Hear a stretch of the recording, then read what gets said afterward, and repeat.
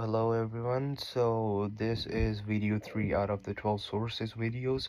So this video I would be talking about colonialism as a crime.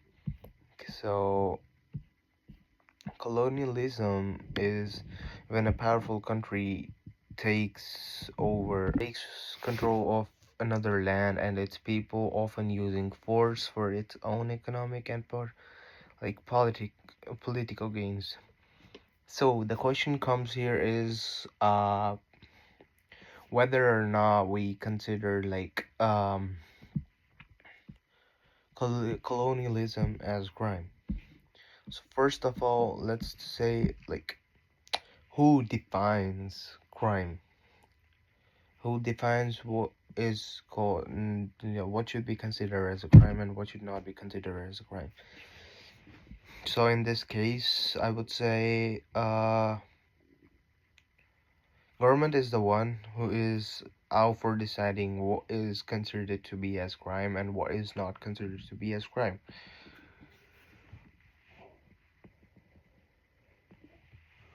So, uh, in this case, so the rules are made by the colonizers of that time, and the people who were being colonized would be considered as criminals if they are protesting against the colonizing, because the colonizers are the ones who are trying to make laws over people.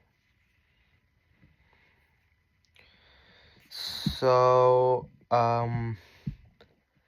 colonization led to slavery, which is considered as forcing people to work without pay, treating them as property, and denying them basic rights. So, colonialism was one of the biggest crimes in history. European countries like Britain, France, and Spain invaded lands across Africa, Asia, and America. They took land, forced people into slavery, destroyed cultures, and committed mass killing, all while claiming they were civilizing people. This saw as inferior, so millions of Africans were kidnapped and sold into slavery. Working under brutal conditions, indigenous children in places like Canada were forced into residential schools, where many died due to neglect, abuse, and environment, and even government-run experiments. These actions caused long-lasting harm, and many scholars argue they should be considered crime against humanity because it is forcing people to do whatsoever the government want, not providing them the very basic rights, denying them their basic rights, and not letting them having their own free will has to be considered as a crime. In interpreting the theoretical foundations in Ashley's chapter, she seeks to establish how the colonial rulers and the legal, economic, and military structures to harass and justify oppression.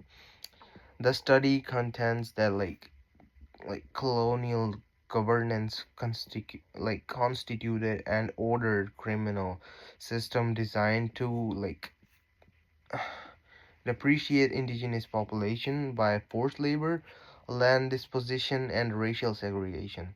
So this view emphasizes the idea that colonialism was not only a one-off history, and the oppression is an ongoing system in the oppressions of marginalized communities, which still has lasting consequences over people.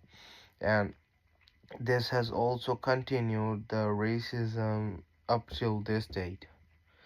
It has a very adverse and diverse effect, and people still, due to colonialism, people got disconnected with their cultural roots. Slowly people are forgetting their own culture, and that had a very adverse and very bad effect on the people. Thank you very much.